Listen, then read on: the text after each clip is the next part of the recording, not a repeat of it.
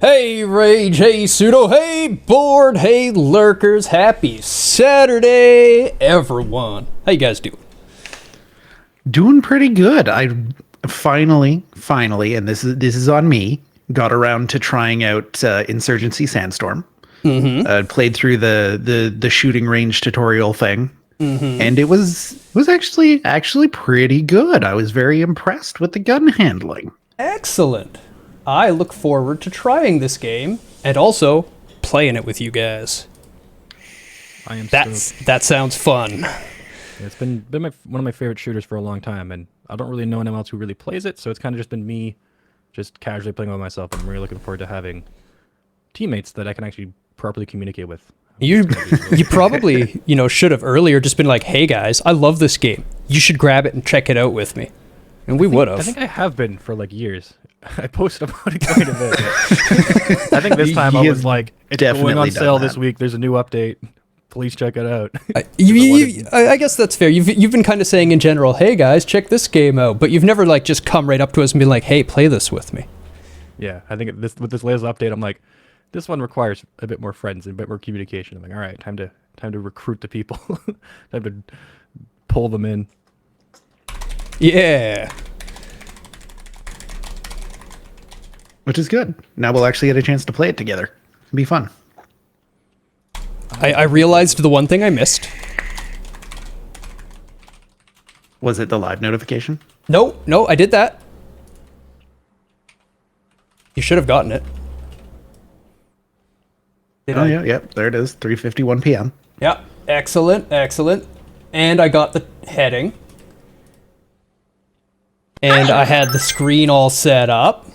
And I had you guys done, and the audio was good. And the only thing I missed, if I wouldn't have told anyone, you never would have noticed. That. But now it's going. So now you guys can even jump on in. All right. Hey, Pookie. Good afternoon to you too. We get to talk about Resident Evil 8. We get to talk about new games that are relevant to the modern industry. That's exciting. That is exciting. We're getting to the point where you're almost caught up on all the good stuff that you missed. Oh, I see. I see what you mean. Yes. Yeah, I mean, there's still more. There's always more. There's always hidden gems out there somewhere. Always. But there was a whole generation of video games out there that were just like terrible Xbox 360 ports. So those can be skipped.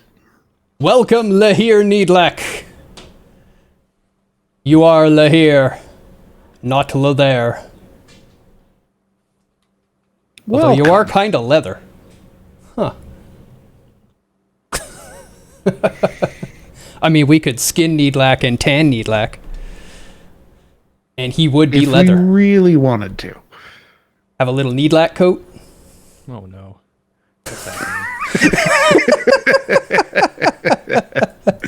Too much Resident Evil.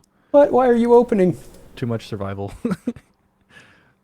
They're not friends, they're resources. The real friends. Please use me for a grimoire.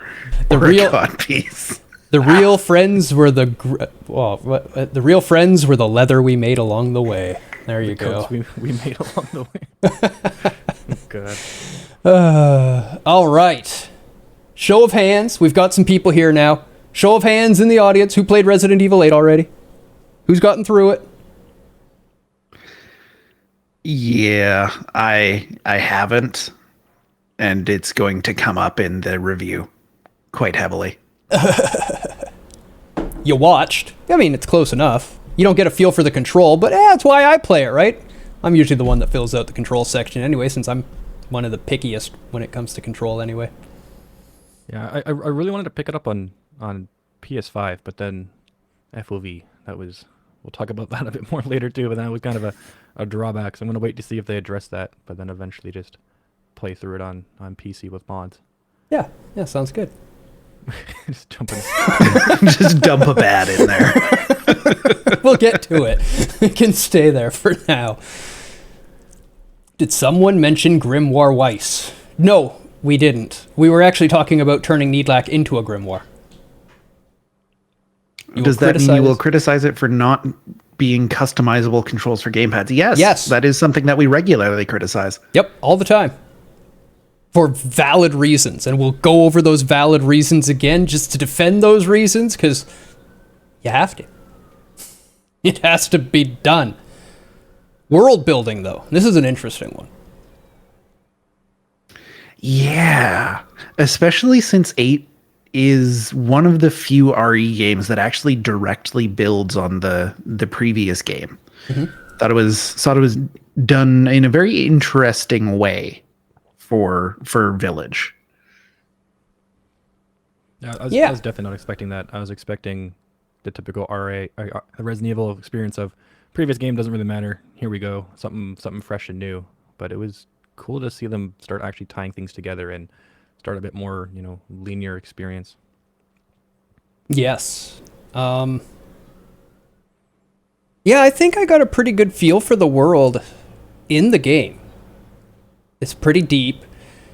I think it does still require you to have some knowledge of the RE universe, obviously. Like, you need to understand Umbrella and stuff like that going into it. But I think it's almost fair to assume people understand that world a little bit now, because it's been around since the PlayStation 1, and there's been movies and cartoons and animes. And, That's exactly what I was going to bring up. After 8 games and 7 movies? I don't know. Too many. 7? There's a lot of them. After not enough games and too many movies. There we go. Oh, the movies were great. I love the movies. Hey, Sergeant Poog, welcome. There's a video that shows you all the major events of RE7 in the bonus section of RE8, at least, if people skipped that one. There is. And there's, when you start the game, I think there was even a do you want to review the story option, if I remember right, that I did do, even though I know the story from 7 pretty well, because it wasn't that long ago I played it. It wasn't new when I played it, so. That's pretty good, at least. Welcome, Val. I feel this is something that I typically really do enjoy in Resident Evil games, is their kind of approach to world building. Because a lot of it, you're just kind of finding stuff around the thing that slowly kind of explains what's going on. And even though the puzzles don't always make sense, for some reason the puzzles always somehow tie in what's going on as well. The pieces you find and the doors you're unlocking and the keys and all that stuff always kind of just builds to this, eventual reveal of, oh yeah, it's Umbrella. Because it's always Umbrella. And for some reason, I'm always just like, oh, why wasn't I thinking about Umbrella? Because it always happens. I don't know it how. Always works. I don't know how, but it's like they from 4 to 5 to everything else. They always put you in these new areas. Just going around, and then all of a sudden you just, oh yeah, I know this Umbrella, logo. Right? It's like at 60 to 70% way through the game, you find an Umbrella logo, and you're like, oh yeah. Right. So I don't want spoilers, because I want people to be able to watch this without spoilers.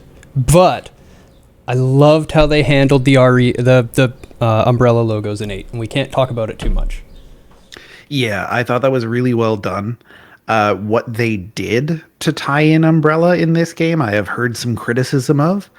I don't mind it. I think it's actually pretty cool. But the way that they tied it in, I know a lot of people didn't like. That's opinion, though. Yeah. At the end of the day, it was a logical tie-in. Everything works. Everything's explained. And without giving away too much, they give you this awesome view at the origins of everything. Mm-hmm. I don't see the complaint there. I just don't. I thought it was better written than most RE games, honestly. I mean, that's not a terribly high bar. But. No, it's not. We've crossed the ankle bar. We've reached the knee bar. Yep. Gamecom Soon we will RE be at the RE bar. Rebar, get it? Oh god.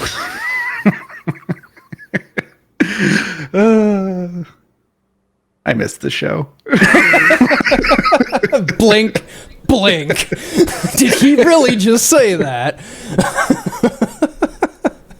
So are we actually at a good? I think so.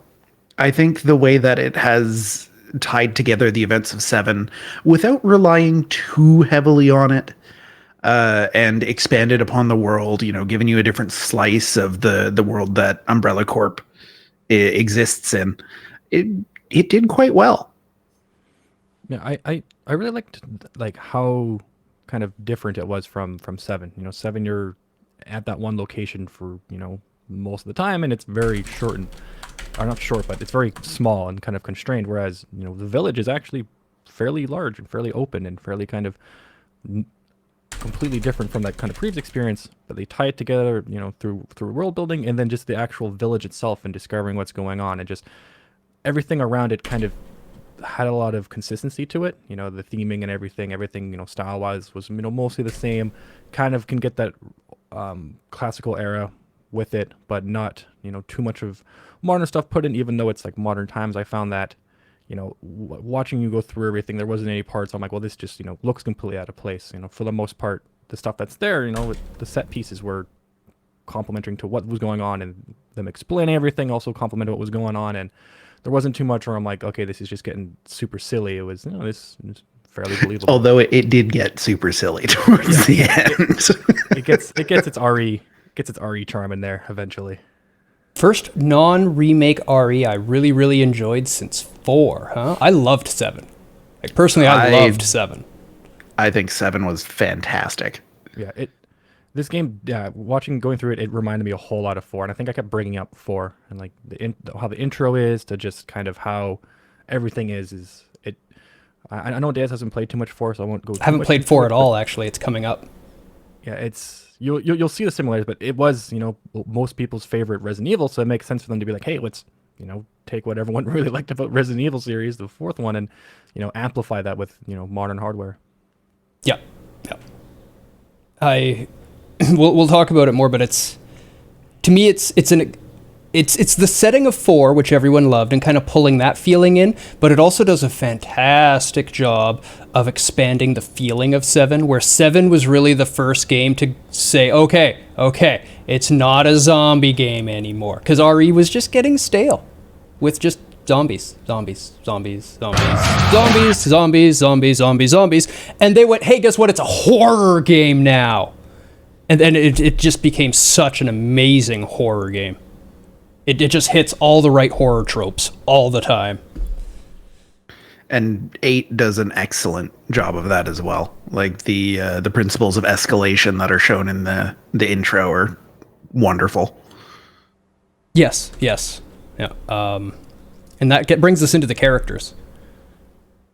I would like to hedge this.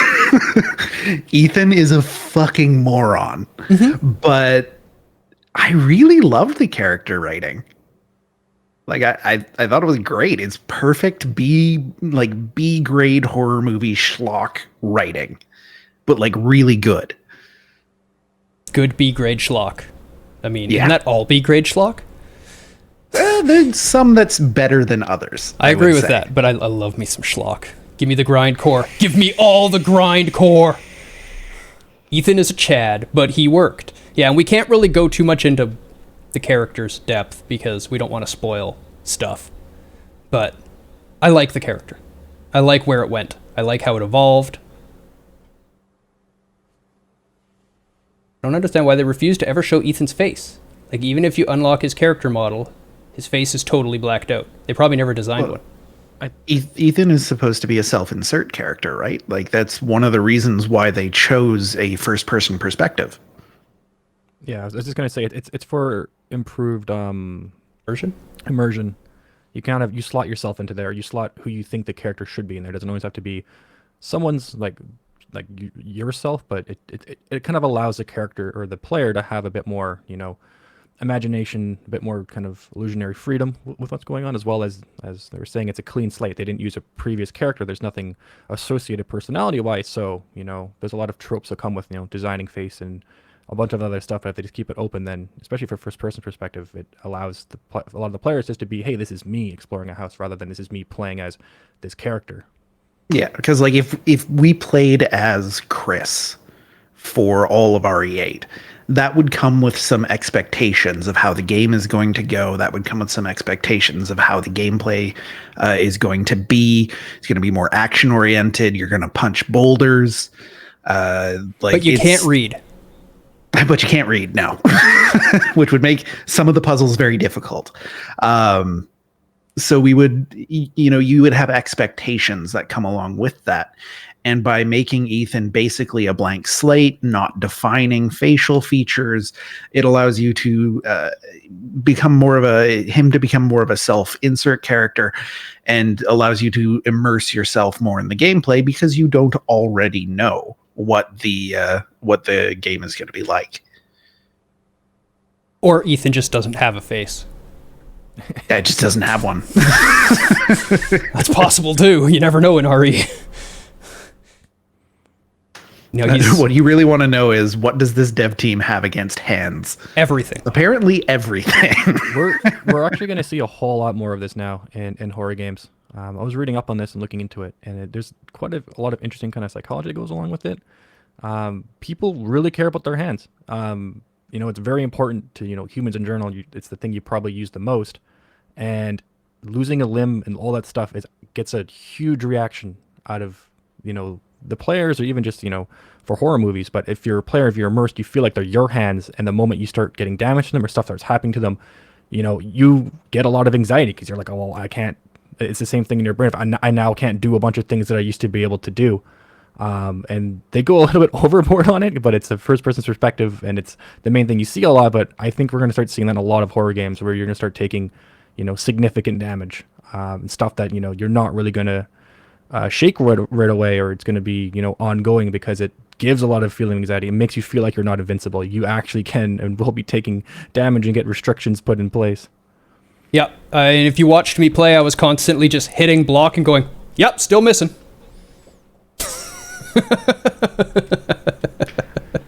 I mean, Ethan was able to put his hand back on, but couldn't get those fingers back. And I think that's is kind of a weird thing. The reason? No, it's not. It's fully explainable. Well, no, I get it. It's explained in the game. I understand. It's still just like one of those. It requires a bit of a suspension of disbelief. Especially because of things that you learn later in the game, specifically towards the very end. It requires some suspension of disbelief, and I'm kind of like meh on it. What? I mean, the way I see it, the hand going back on, and he had the hand, right? So it's just sealing the flesh between it, and like reforming that connection. But the fingers, there's nothing to seal back on. They've been swallowed by a wolf, and they're gone. There's nothing to reattach. Sure. There's lots of fingers that they can find along the way, right? Yeah, this guy has good enough fingers. We'll just heal those on, yeah. Just glue them on. And we can't talk about why that's not possible because spoilers. But yeah, but like the same spoilers that you were bringing up also kind of make me think like, well, there could have been another way for that to have been handled. But at the same time, the psychology of having your main character actually get like permanently injured is very important for a game that's trying to be, a not necessarily realistic, but fairly gritty horror experience. Yeah, it's a constant reminder of, what's at stake, and that permanent change can happen. And things will get bad. It's kind of the thing if they kept fixing things right away and putting things back to where they were, it would kind of, lose that grittiness. It'd be kind of a bit more of like, okay, anything that happens to me, I just heal. It's just a temporary thing. But having it be permanent and stay through it, stuff like that, it kind of, you don't know when certain things happen. You don't know if you're actually going to get, that back, or if this is going to be permanent. It kind of keeps them on the toes a bit. So I do appreciate that they added that, because that was something that I noticed in 7 that would happen. Like anytime significant damage, you're just like, got to find my essential oils. But you just kind of dump it on and then you're fine.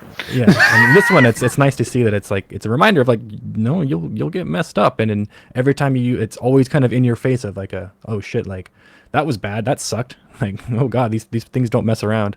I must say, though, I felt Ethan was the weakest character of the cast, but he was still a solid 7 to me. Rest of the cast was great. And again, he's the weakest because they want him to have as little personality as really possible, so that they don't trounce and intrude on the personality you've given your character.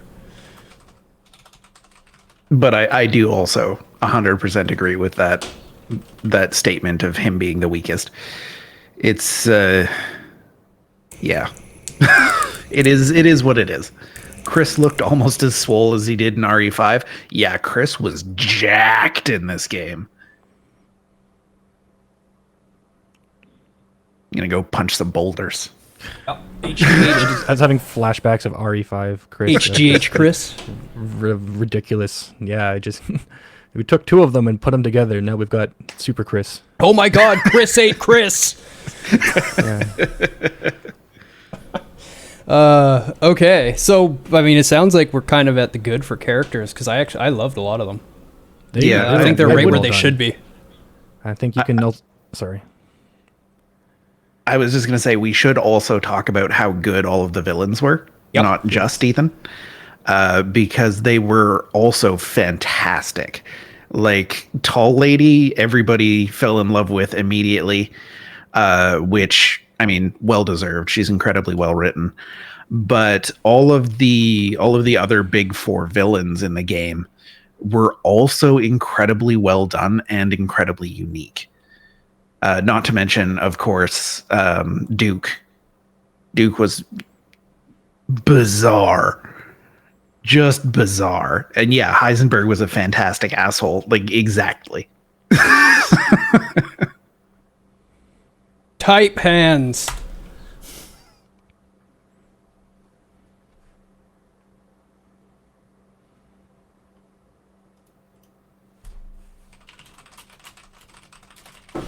All right. Oh, font too big.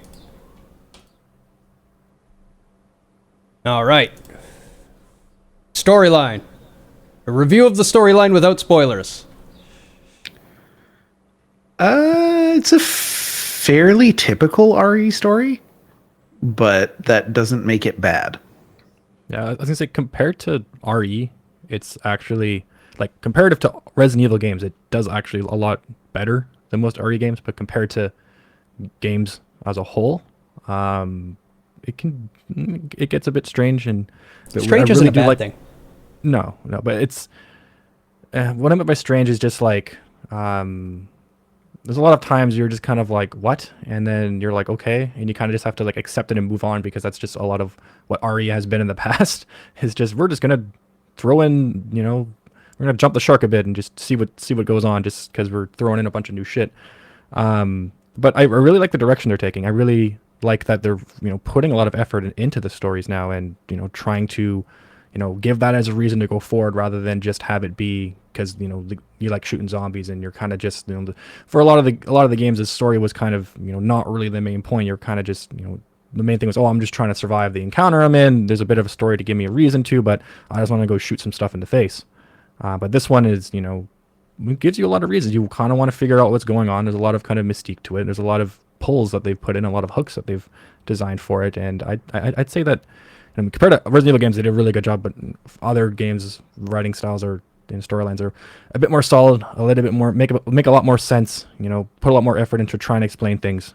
I actually really liked their explanation of a lot of the stuff that went on in this. Yeah. And I think that's what Pseudo's saying, is that they did do more than they usually do in an RE game, but there are other games that do it even better. Yeah, it's one of those things where it's hard for the horror genre to kind of, because they do have to be quite out there. Yep. To get the reactions that they need. So then trying to have a compelling story while also trying to just scare and cause a lot of anxiety to the user is very difficult to do, and they did a pretty good job on that. But yeah, just compared to other games storyline wise, it's not something that I'm going to just completely recommend just for the story. It's not something like you're going to play through because you'll enjoy the story so much. It's like the story adds quite a bit to the experience, but a lot of time in the story you're kind of just like, okay, this is fucking weird. Until it explains it all. Okay, I guess yeah, in the sense of just recommending a game to a person for story, then maybe it's an okay on that one. But if it's an RE fan, the story isn't good. Yeah, for sure. I was trying to be really careful with what I said, but compared to Resident Evil games, like yes, the story is really good, to do it. But then compared to other stuff, I was trying to make sure not to say the word good because I do that a lot, or great, when I'm trying to say that it's like a high okay. But for Resident Evil, like I'm really loving what they're doing because like I'm a big Resident Evil fan, and story is something that the games haven't really had. You kind of just play through them because they're a bit mindless action. But it's really cool to see the effort they put into this. I was really intrigued to see what the hell was going on and figure it out. But abstract that away. Without the gameplay, without me just kind of watching, there's a lot of times where I'm just like, I know they're going to explain this at the end, and I'm looking forward to that. But that's not always a good enough reason to have that for storyline to compel you, is just because you just want to figure it out, but not really that invested in it. I'm kind of just, shit's just freaking weird and I want to know, but at the same time, it would have been nicer.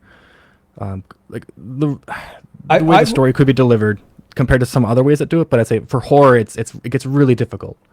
Like people have seen me play a few games by this point, and I'm not one to typically sit there and read through the story notes. But in this one, I found myself, every single thing I found, I'm reading through it. Every piece of writing was intriguing. It all added, it all built, and I always wanted to know more. Yeah.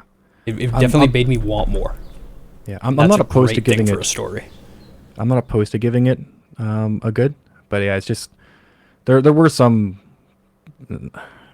words a bit hard, but it's just some of this style that has to get associated with, and just some of the pacing that's there just gets a bit strange. No, I'm good with the okay, but let's definitely specify, if anyone's listening, and if they only read it, we'll put it in the words as well, that if you're a Resident Evil fan and looking at this, then this is a good, not an okay. Yeah, and it's a really good thing for just horror in general, especially for most horror games. Like most horror games, getting an actual storyline, like just getting a storyline period is hard enough, and then making one that's actually compelling is definitely commendable.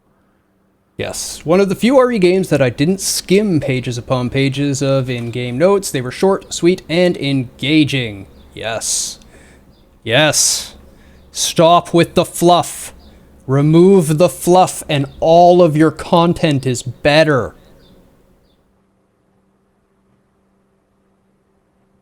Then the story is a good story. Was compelling and interesting with very little fluff. However, it can be quite out there. How's that? I think that's a fair sum-uppance. Performance. So I was able to stream once in a while with RTX on medium and everything on ultra, and that includes the streaming of it. I'd say that runs pretty well. I agree. I mean, you do have a World Ender PC, but that's insane. Most games don't do that. The fact that it's a AMD optimized ray tracing implementation, which means that it's going to run really well on both sets of hardware, and the fact that you could run it at ultra detail with also the ray traced GI and everything else that they were doing. I think they were doing GI and ambient occlusion with the ray tracing. It was very, very impressive. Yeah, I don't think I've heard anything even for like console wise, because they released the demos pretty early. Yeah, Val did it on PS4, so yeah, Pro, but no crashes and ran well. Sorry, yeah, but even then, like, yeah, the regular PS4 is pretty dated by now, and even the PS4 Pro is getting pretty dated. But releasing a demo like that is can be pretty ballsy nowadays with how many different platforms there are, and especially with if it doesn't perform well. Like performance-wise, if it's not going to run well in a demo, you're basically going to kill your sales right out of the gate. So for them to do that, and for that not to kind of blow up in their face, is a good sign of kind of the game runs well, let alone if it's fun or not. If you take that chance and release the demo before release, and people try to play it and it's just laggy and a bit not so much buggy, but if it's just laggy and it doesn't feel good, they're not going to be. You're going to kill your hype.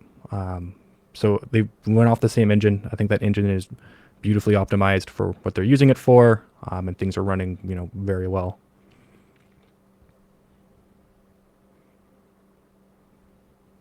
And I'm actually quite impressed with the ray tracing implementation. It was beautiful. I think It looks great. It runs pretty dang well. The fact that it works properly on a PS5 is impressive. Yes, it's cool to see when you turn on ray tracing, you don't drop to 20 frames. You don't have to rely on like DLSS to like make the game playable. It's good just to see it actually be a feature. Hey, I want ray tracing. Okay, you get less resolution. Boo. DLSS is okay, but it's not as good as having the actual resolution. I actually really like DLSS. I mean, the new one is much better, but it's still, if you could not have DLSS and get that performance, I'm sure you would rather. Well, yeah, but it's like it's barely like for a lot of times I can't even really notice. I just really enjoy having reflections. But if I had to choose between high frame rate and reflections, I'll of course choose high frame rate. But my God, having reflections is so cool. That's unfortunately the end point, the end game of ray tracing is to get ray trace reflections. Within 5 or 10 years, that'll be just the standard. I'd say even just within 3. I'm being generous. I don't want to restrict myself. I never know what's going to happen, but definitely in that time, 100%, it'll just be all games. Everything will just be ray traced. Yeah, even in 10 years, indies will be coming out with ray tracing. Real time ray tracing. Animation. They reused a lot of the stuff from 7, which I'm honestly okay with. Like it was good. But the one animation that bugs me is the block animation. It's just so silly. He's just like, I'm going to protect my face.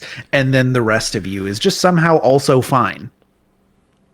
First person perspectives is like real hard to do like any sort of melee with attacking and defending. It just always looks ridiculous. Yeah. I'm actually pretty fine and happy with the blocking animation. It may not make as much sense to not be blocking the whole body, but you need to be blocking in the viewport so that it's obvious to the player that they're blocking. Almost like they should have given us an FOV slider. I have a feeling that the reason they probably didn't give one was probably due to some of the animations, because that unfortunately can get really tricky in the first person perspective. Because if you give the ability to crank that up, if you have people biting your neck or have people up in your face, it can bug out and get really weird, or a bunch of that other kind of stuff that comes with that. But I really wish they would have just added it, because you know what? I'd rather just be able to play the game and have some parts look silly because I know its FOV is up high. But my God. The block being was motion sick would be great. The block was slightly different depending on what weapon you had equipped to, which is a good point. There's multiple block animations for each weapon. That is a very nice touch. Like overall, I really do like the animations in this game. I think they're very well done, but at the same time, That reminds me, the game The Forest doesn't have a different block animation for when you have a torch out and you put your hands up the same way, so you just like jam a fire stick in your face when you're blocking. And you're like, I'm glad I don't take damage, but this is just absolutely hilarious. I think it deserves a good, especially for the enemies and the monsters and everything going on in front of you. They move so organically and unpredictably, and they've got the jukes. Yeah, I agree. For the most part, it is very, very good. There's a little bit of jank around some terrain, but that's to be expected. I think it's great. Yeah, I'm completely fine with the good. It's AAA, and they do it well. And there's a lot of diversity in the characters, and they do a good job animating the different enemy types and the different. Is there though? I mean, like, in what's actually. I mean, like they're all humanoid for the main sake, but some of the bosses and other stuff, they're really kind of out there. There's quite an enemy selection, yeah. Yeah, and like there's quite a few things that are out there. I don't want to put too many spoilers in, but even just having the like giant vampire lady, and how she behaves versus how her daughters behave versus the merchant. My God, some of those things didn't need physics, but I get why they're there. They had them. Yeah, it's like I say, it would be a lot more noticeable. Like it's one of those things where it can be kind of hard to find it, because when you do a good job at animation, it becomes hard to really notice it. It's not like some other things where they do really great graphics. Of course, you're going to see it because everything looks great. But really great animation, it's one of those things where it's more apparent if it's not there. If it has a lot of issues, then you're gonna notice them. But if everything's running smooth, it's kind of one of those things where it complements an experience, and it's not really supposed to be too much of a focus. Yeah, and I, for the record, I do agree with you. I do think the animation is very good. I just there are actually maybe 3 enemy types in the game, other than the bosses. I guess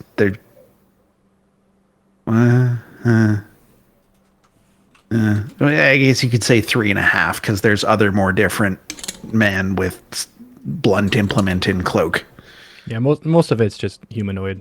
You got the flying guys, you got the big beasts, you got the regular beasts, you got the guys in cloaks.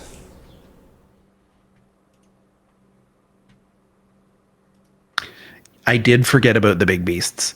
Four different kinds of enemies. There's the killing floor guy. Oh yeah, right. All the metal zombie dudes in the factory. Okay, yeah, five types of enemies. I guess that's just the rest is a lot of mini bosses. I guess you wouldn't consider the great. Yeah, I think they just jumped up the difficulty of a lot of the enemies. Like, we're just gonna make them harder and throw them in there. That's where a lot of the animation went, was all of those. Like, big guy with axe.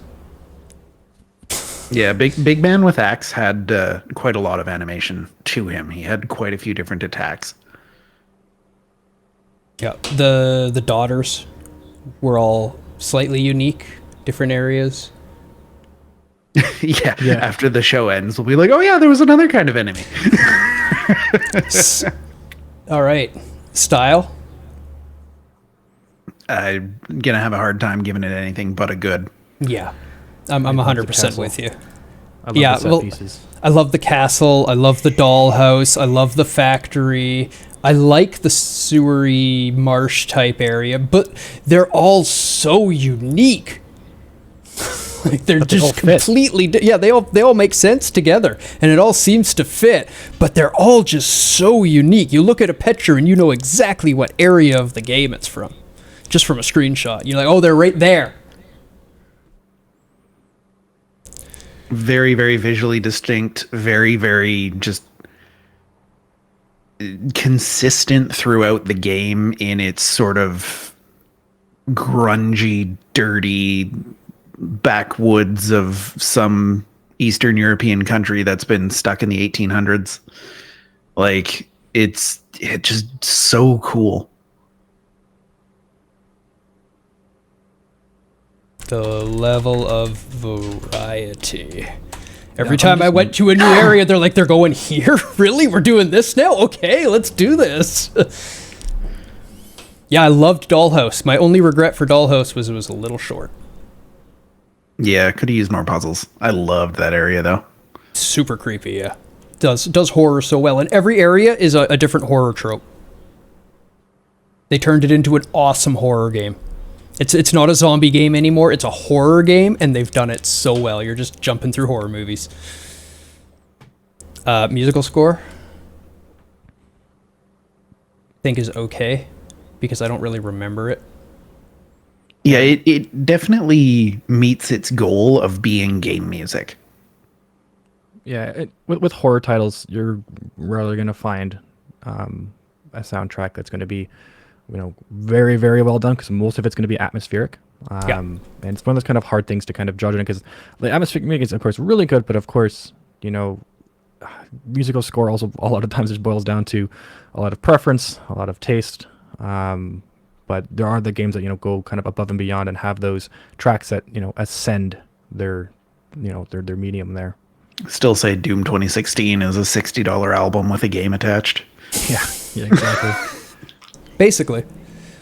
None of the music really stood out to me, but none of it felt out of place, at least. Yeah, exactly. Yeah, and that's exactly what our okay score is for. It's like, that is perfectly fine game music.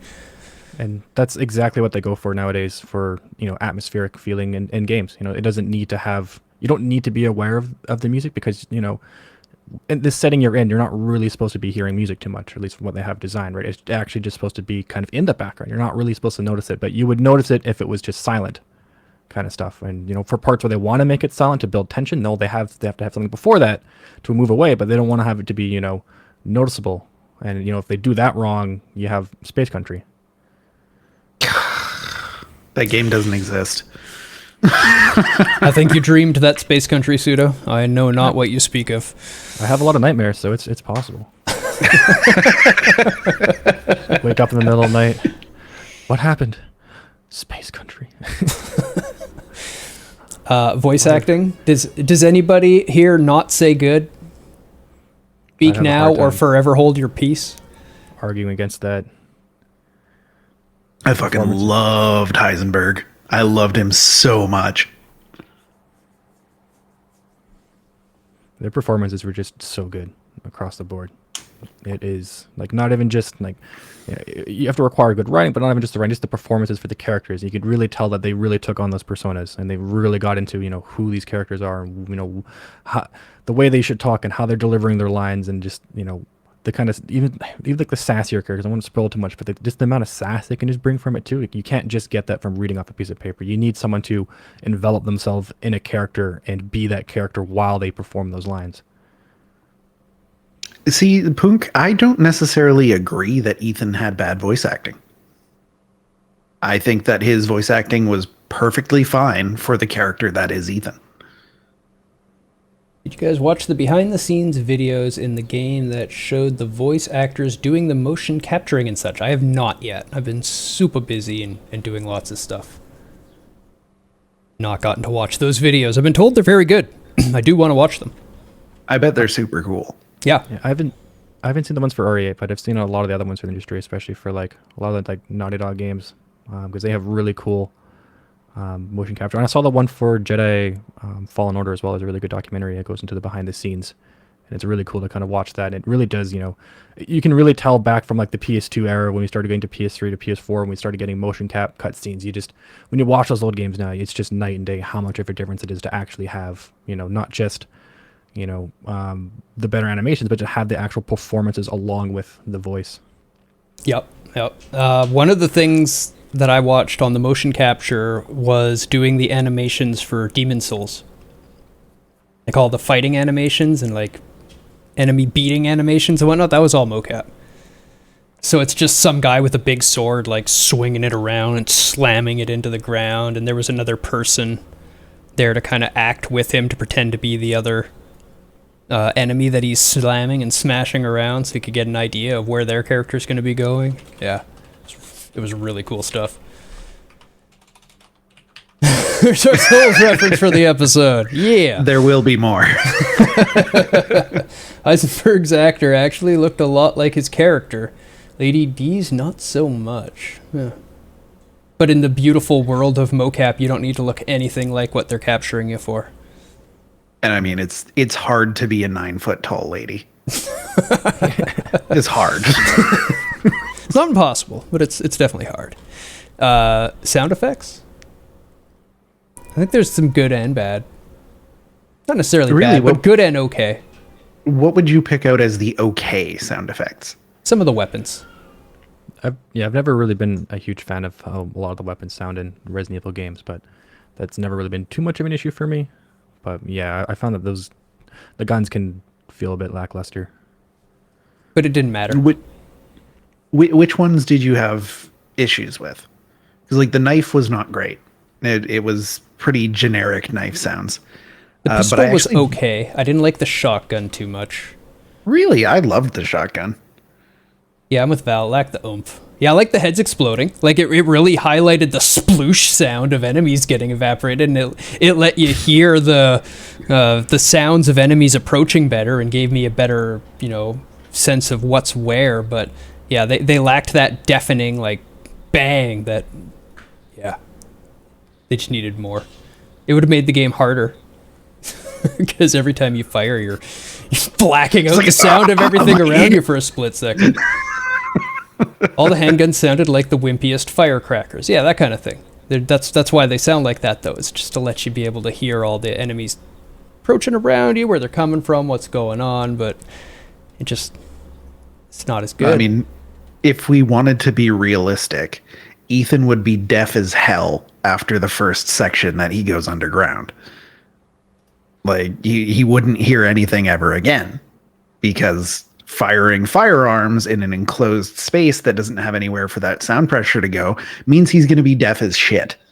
Like, yeah, my main issue with it is just a lot of the guns just kind of sound the same, which is mostly just probably just how they, depending on where they got the assets from or how they designed, you know, it is just gunshots. So I mean, there's not gonna be too much of a difference, but they just didn't have a lot of the oomph. You know, I wanted a lot more of that oomph when you're firing at guns, and even though it can be kind of unrealistic to really firing a gun, it makes it, you know, a bit more of a powerful experience. I did like the shotgun though. The shotgun was better than a lot of the pistols. You know, they're I don't know. Even though they're pistols, and in realistic, like if you're shooting like a 22 in real life, it's going to be very underwhelming versus shooting like a 45 cal. But even then, you know, it's a video game, so we kind of have a bit of liberty. You know, you want to feel like you actually have some power. And, you know, nice to have the distinction, but it's also very hard to do that audio, especially if you're designing it and not trying to capture, you know, realistic audio. And if you're trying to capture realistic audio, that's even more difficult, because now you're trying to get positional audio of, you know, these guns, and that gets a whole really messy when you're shooting in, you know, a house versus outside versus a tunnel versus all this other kind of crazy shit. So it's not, you know, it's understandable that they wouldn't go to those effects to make it, you know, perfect. Yeah, and I understand. And like I said, if it was as heavy as we want it to be when we fired that gun, the sound, the impact of it would make the game harder, because every shot you take, you're losing a little bit of position of where all the enemies are, because it actually had really good sound effect for like where enemies are coming from. You'd hear them before they get to you. You kind of get an idea of where they're coming from. The positional audio was pretty great in it.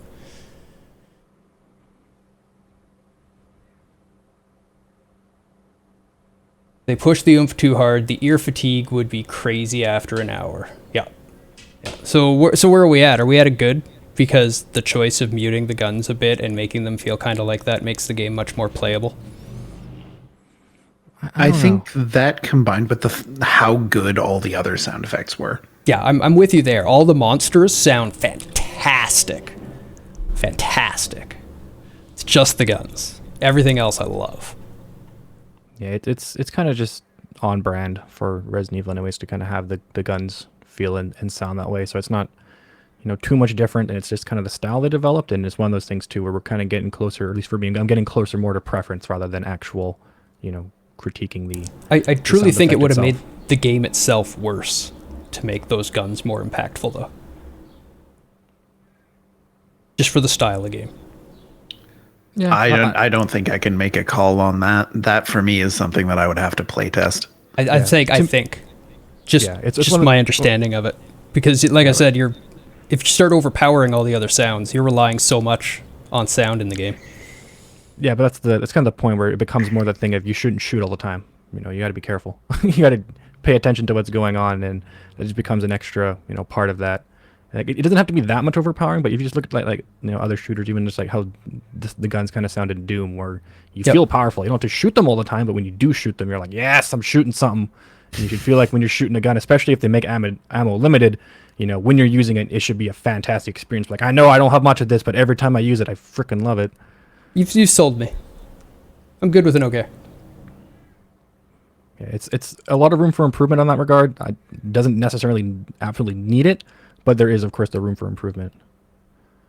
And I would love to, you know, it's one of those things, if you're in those tunnels and you're shooting the guns, and if they did sound different and you got that echo effect and stuff, it really does add to that experience. And you'll notice that when you play Insurgency Sandstorm with us later, that gun, like the guns actually sound really good, and they sound different depending where you are. Their audio is phenomenal, and you can tell, like, every time you fire, if you've got a big gun and you fire it, you can tell you're firing a big gun, and it really adds to the experience. It's fun just for me to shoot the wall sometimes, because I'm like, I don't like this. this is good. It just kind adds to that. Good noises. Yeah. How about? Are you okay with the okay now, Rage? Have we sold you on it? I honestly, as long as we specify that it's a high okay, then Yeah. yes. But Yeah. like I honestly think that the sound overall, like they probably intentionally made the guns feel weak because they give you so much ammo, because they want you to rely on environmental sound, blah blah blah. Like it's I think it was an intentional design choice. Yeah. And I don't disagree with that. I'm kind of fine with it. Like it doesn't really impact me very much because you're supposed to feel weak. Like you're not supposed to feel strong. You're supposed to feel threatened by everything you come across. So I'm fine with a high okay. I'm fine with a good. Like, but it's definitely not bad. We all agree with this. It is absolutely not a bad. The only thing bringing this down to an okay is the gun noises. It's the only like because I really like the RE series, and I said the sound of the guns are kind of consistent with the experience before, but it's one of those things where I feel like if they could just bring it up to a bit of the next level, you get the same kind of feeling you do in combat with the games that have it's like bring it closer to how Doom feels for guns or how Sekiro feels for its melee combat, where you just have those sound effects that play during combat that really just add to that experience, and you're just like, you kind of look forward to the combat because it just not only just feels great, but kind of sounds great as well, and you get that extra little bit of immersion. But I don't really think it's 100% necessary, especially for how much more budget it would cost and attention. So I'm not going to be disappointed or sad if they never actually end up doing that in the future series. But yeah, we're getting to the point now where if those assets are available, or if we can get them, I think it'd be phenomenal, especially with the way that the engines can do audio and traditional audio nowadays. But you don't really get shot at in this game, so it's a bit different there as well. They don't really need a lot of the kind of gun noises and stuff like that. But yeah. So to elaborate a bit on what I'm Yep. what I'm discussing with Punk here, you can still feel weak if your gun sounds strong, but the bad guy isn't going down. Sure, but there's a lot of other consequences of making the gun sound strong. Because now that the gun sounds strong, you expect it to be strong. And in order to rebalance the combat, they would have to severely decrease the amount of ammo that you would get per weapon. And then once you've done that, you need to adjust all of the health values for different games or for different enemies. And when you do that, you have smaller numbers to work with. So you can't tweak things to be, just the right amount of difficulty. So now you've got this stage of, okay, well, do I add more enemies? Oh, well, the FOV is really constrained and the controls are like, granted, I didn't play it, but generally shooting controls in an RE game are okay at best. And now you've got this situation where, okay, well, how do we want the players to deal with these things if we're going to be limiting their ammo? Do we need to give them melee upgrades? Do we need to give them the ability to fight in close quarters? Do we want to encourage players to get as far away from the enemy as possible and use one of their very few, very expensive bullets? Like, there's all sorts of balance and game feel consequences to changing how the guns feel in a game like this. I have a decent, it would be a lot of animation work at this point again, but rather than going through all of that extra balancing, just when it makes a big noise, make it take a big chunk out of whatever you shot at. It doesn't have to die. It can keep going. You can keep the same health pools and everything. Just make it look chunky. Like, okay, I'm actually taking chunks out of this thing as I'm firing at it. It's still coming at me because it's a badass, but I'm fucking it up. Like they would have to then like totally re-implement their animation system to do something more like Doom Eternal then, and then we wouldn't have RE8 for another 2 years. I realize. But it would be less rebalancing and just let's make chunks come off of things is another way to approach that problem. And it would be sick. It would be, wouldn't it? The AI. Okay. Yeah. Yeah. There was never anything breaking. Low okay. Like, I don't remember any path breaking stuff. I don't remember enemies. Oh, there is? I didn't see any in my playthrough. I saw some stuff. Like, there was the time, it was kind of just more bug related, but there was a time they'd kind of go through the wall and just, hi, I'm here now. Oh, wait. But didn't I beat a boss by it just stopped? And I kept shooting it? yeah, it's another kind of consistent thing in RE games is that the AI can be. I mean, they're making zombies, so I mean, like, yeah, bar is low, but they get very predictable and they get very cheesable, especially if you have any sort of like ledge that you can go up and down on. That for some reason they always just take so long to figure out how to get up to a place and how to get down. It's like, calculating. Okay, I'm going. Yeah, it's, and even just their pathing seemed a bit strange. Like, they are supposed to be, zombies, so I'm not really going to critique it too much, but it's a bit nicer when it's more than them walking at you in a straight line and then juking you as soon as you shoot. It's nicer if they, could spread out a bit more, maybe, a little bit more dynamic, but I mean, it's definitely serviceable. Yeah, I would have a hard time giving it anything other than an okay, honestly. Yeah, I wasn't going for a good. I was just phrasing the question. It's all right. You get the idea that they're, not super intelligent enemies that are kind of stumbling around and shambling and trying to hit you. But it's whatever. It's fine. Yeah. Serviceable. It's okay. Yeah. I liked the Beastmen. I thought they were pretty good.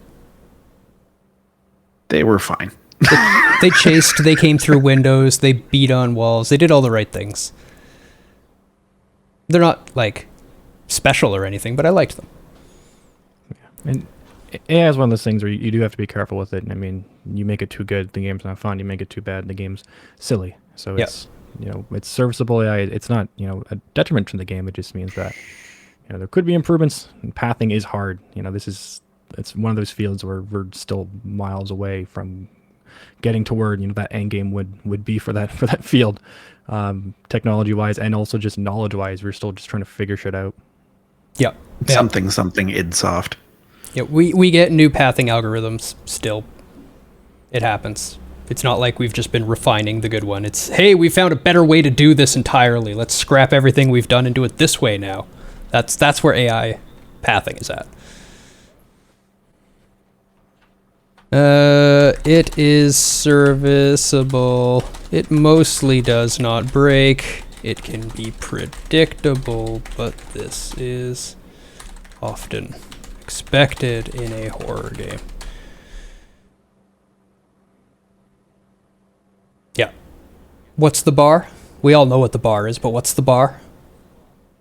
For horror AI? Oh, for horror AI. I thought you were going to say just for AI in general. And I was going to be like, Doom Eternal. I mean, I'd say, I don't know if you played it though. I was going to, like, for me, the bar for AI in horror is Alien Isolation. Yep, that's what I knew you were going to say. I haven't played it, but I know it's the bar. I know what went into it. That's impressive. 2 brains. Yeah. I think it's got 2 brains. It's really cool. They wrote basically 2 different AIs and let them argue over who gets to go. So even it doesn't know what it's going to do. Which means you can't predict what it's going to do because it just goes freaking wild. The slight tangent is to explain this. So for people who played Outlast, the moment you figure out that the AI will always just choose the locker beside you and then leave, the moment you realize that, the horror element is gone. You're no going to, like, you know what's going to happen, and it's predictable, right? You're like, I hide in, he walks in and checks and then leaves. Alien Isolation, no. Sometimes it will just check your locker. Sometimes it'll just check the one beside and not go in. The time that it just checked my locker, because I played this game after Outlast, I shit my pants. I was not expecting it. It's like, holy shit, what the fuck? You're not supposed to do this. What the hell? I was hiding for so long. Like, you had no idea I was in here, and you just like sniffed me out. And it was like, yeah, it just sometimes will just, if it thinks you're in there, it'll just check all the lockers, so you're just screwed. I'm like, oh my god, this is a problem. Like, I had to actually like try to outthink this thing. Like, how am I gotta set distractions and traps? It was the first time in my life I actually was like pretty challenged by this opponent. I'm like, god damn it, where's the cheese? I'm so good at cheesing this shit. Their cheese got stinky. Yeah, the Featured moment you hear- isolation that would allow the alien to hear anything you'd say on your mic, too. Yep. And when you like heard it in the vents, you were just like, uh-oh. Like it is like a formidable foe. Like, my God. A couple other black marks for accessibility since we filled that out. There's also no mouse acceleration settings.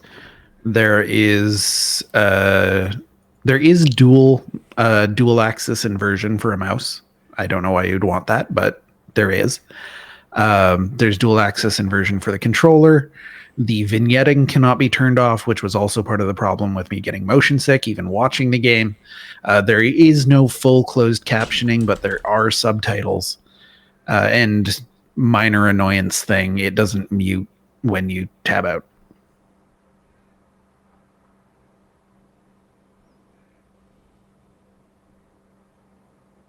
PC Gaming Wiki to the rescue. Yep. Yeah, it's unfortunate, especially with like modern, AAA games. This stuff should just be standard. I really hope that someday it is kind of standardized, similar to ESRB, where there's a rating that they can apply for to get it put on their games for more of an incentive and stuff like that, because it'd be helpful for the consumer, because the consumer can look at the game and just know if they'll be able to play that, and be incentivize them to actually meet this bar to set. And it's right now it's even fairly minimal, like stuff like FOV slider and controller rebinding should just be standard at this point. Yep. 100%. There's no reason for these things not to be in this game.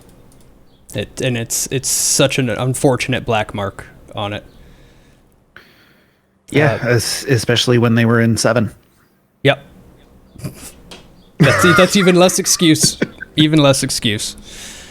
I feel like it is standard, and any game without it is deficient. 100%. 100% agree with you, Needlack. And this game is deficient there. Mechanics? Okay. Granted, I didn't get a chance to control the guns or anything, so I don't actually know how they feel. But mechanically, they were fine. There's some puzzles that you go around and simply solve, and some decently done shooting. Decently okay done. There are some standout sections, like the dollhouse, for instance. I think is a very standout section. It's not difficult. It doesn't need to be difficult. The mechanic of it is pretty simple. We should talk about a bit of the survival mechanic, because it struggled a bit in that front too, especially in the start of the game. Wasn't always clear, and there's been a few times in the game where you weren't always clear what mechanics you should be using. Yep. Like the start, all you talk about the start, but there was also one of the other parts where you're in a hallway fighting, I guess it was a boss, but you're fighting something, and you were just like, I don't know what I'm supposed to do. Am I supposed to go somewhere? Am I supposed to, fight it? Am I supposed to, survive? Like, there's a lot of times where, mechanically, you weren't aware what mechanics there were, and B, you weren't aware of which mechanics you were supposed to use. Yeah. Yeah, the beginning definitely should be talked about, because oof. Yeah. What a horrible way to start a wonderful game.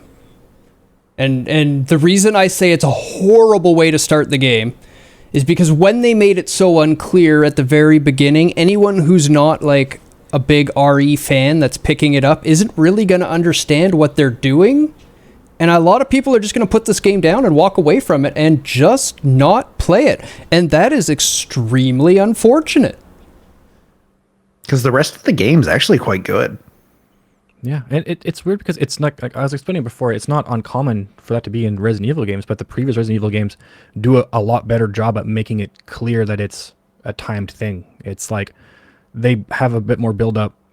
Things are a bit, calmer, and then it's like, okay, shit hits the fan, shit's overwhelming, and it says, either someone says, I'm coming to help you, or something is a bit more clear that it just says, just survive as long as you can, as a survival game. But this one, it wasn't that clear, because it was still so open that you were running around. It felt like you were supposed to go somewhere. I'll contrast to 4, and I won't do too many spoilers for it, but 4 does a good job. It's very similar. Like, you'll see it, and you're like, okay, they're going for the same thing, but 4 makes you more constrained. You're going to be inside of a place for the most part of that experience because you're trying to kind of like defend, and nothing's really open. It's a smaller area. You know you can't go anywhere, and you know there's a lot of stuff coming for you, so you're kind of locked down defending, and it's a really good intro to the game. It's really overwhelming. But I think that the opening for 8 being so open as it was and not as clear was kind of detriment to it, because there was just too much room to go around. It wasn't clear that, you know, you were really supposed to be just trying to survive. Yeah, You're not really supposed to like hold down in a house or something like that. You were, you know, the moment you walked out in the open too, you just got kind of cornered in it, and it's kind of frustrating. I ended up looking for a path. I was running around the map exploring, trying to figure out where they wanted me to go to next, because the entire gameplay up until that point was start here, go here, start here, go here, start here, go here. And then they're just like, okay, survive. And it's not like super clear about telling you to survive either. And if you're playing on a harder difficulty, the enemies are so difficult to kill, and you're running out of ammo, and then you're like, okay, well, shit, they can't mean that I'm supposed to kill all these things. Like, where am I supposed to go? And then you start trying to figure out and metagame the sequence in order to figure out what you need to do to launch different vocal cues to make sure that you're getting the progression so that you can get closer to whatever the hell is supposed to happen. It's just not well done. Yeah, honestly, I was so pissed off with that, I want to give it a bad. I don't know if it drags it down. It's one of those things where like people's mileage will vary on it, and it's really unfortunate. Mm-hmm. And yeah, I don't know if it detriments all the rest of the experience that much. And with the puzzles, because the puzzles and stuff were all right, and for people who, you know, play RE games, they like the kind of puzzle aspect of it. But yeah, what I really wish they would have done is it needs to be shorter, or if it's not shorter, you need to have the kill state still progress. So, you know, if you survive, you know, a minute or two, if the user dies, it can still transition to the next part. Not have to have them survive the whole thing, you know, or maybe there's a different cutscene, you know, if you survive somewhere. But yeah, it just one of those things where, you know, it wasn't clear enough. There wasn't, you know, that, or restrain them more, have them be, you know, locked down in the house trying to survive with no way out, and then have it, you know, after a certain like 30 or 40 seconds, a wall breaks down or a thing opens that allows them to get out, and, you know, that kind of still solidifies that they're supposed to be surviving, or maybe more clear that they're supposed to be trying to survive in a place before the house gets overrun and then move to another area. But it was just too open and a bit of a mess, and some people will be fine with it, and some other people are going to have a terrible time. Yeah, that was my take on it, is have the, so you there's like two little, I'm fine with spoilers at the beginning. If you watch this, there's going to be some like first 2 minute of the game spoilers, so you don't rip your hair out. Okay, there's 2 points that it kind of forces you to, where you get scripted events, and then after that it's just survive. So what I would have done is, after that second point, you've triggered the survival. If you die, it just goes to the cutscene, which is really actually a fine transition, honestly. If you think of the character dying and then look at that transition, you're like, that would make sense. So why not just do that? Like, you don't even need to change anything. And if they do survive the whole time, give them an achievement. Done. And like maybe some bullets. Yeah. Like, I think most people, without looking it up and figuring out what you're supposed to do, will just, you know, quit. Because without knowing what's coming, you're just thinking that you're just supposed to kill everything. And you're like, oh, I don't have the ammo or the ability to do that. I mean, I know it's supposed to be like anxiety-inducing and stressful, but there's better ways to do that. Or you can make it more clear. Or, you know, if you want it to feel like it's, you know, some safe thing, or, you know, communicate it, and maybe not do it that way. You know, maybe just actually have some sort of tell, or, you know, have someone put in a character or something. Right? The way it was done was just, you can't have it that open-ended. It's going to be too frustrating. And for the people who manage to do it first try and kind of enjoy it, you know, it's not going to be that much more fun versus how much of a shit show it's going to be for, you know, everyone else. Even just a simple message, even from one of the, you know, maybe a message conveyed to me.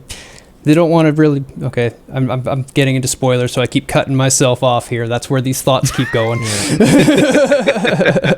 But even just a quick message from someone, something, anywhere, saying, "Ethan, run, we're on our way." Yeah. Like, just so that something is coming to assist you. It never has to actually get there, but it still gives the player the mentality that I need to run and kill time. I need to survive. that's what they did in 5. The helicopter says they're going to come help. So 5 was okay, and 4, like I said, 4 didn't have that, but 4 was designed differently, where you're, it's smaller and you're constrained to, like the houses. And I think they should have done that same thing where they just communicate, hey, you're supposed to bunker down, and if you're bunkered down, it's not too terrible to defend it, and you can actually prolong it. It's when they allow the player to run around in the open that that you just die so fast running around in the open, but it doesn't communicate that bunkering down in a house is a mechanic. Yeah. The beginning They did a is very poor job of that, and it's a real shame because there's so much good game after it.